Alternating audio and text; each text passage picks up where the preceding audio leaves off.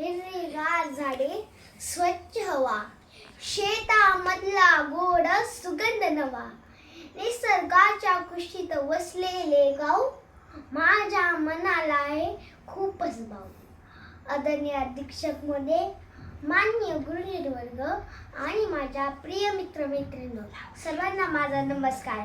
आज मी माझे गाव ह्या विषयावर 2 शब्द सांगणार आहे.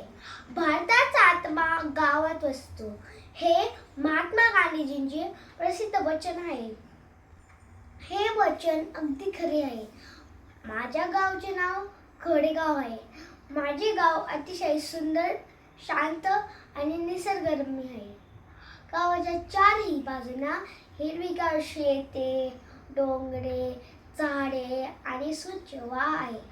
सकाळी पक्ष्यांचा किलबिलाट ऐकायला मिळतो, त्यामुळे मन आनंदी होते. आमच्या गावात शाळा, मंदिर, ग्रामपंचायत आणि खेळाचे मैदानी आहे. आमच्या गावातील शेतकरी खूप कष्ट करतात. ते धान्य, भाजीपाला, फळे आणि इतर पिके घेतात. त्यांच्यामुळे आम्हाला अन्न मिळते. त्यामुळे शेतकरी हा आपला अन्नदाता आहे.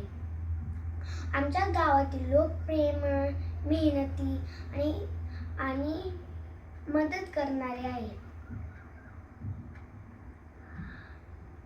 आमच्या गावाचा विकास होत आहे. चांगले रस्ते, वीज, पाणी आणि इतर सुविधा उपलब्ध आहेत.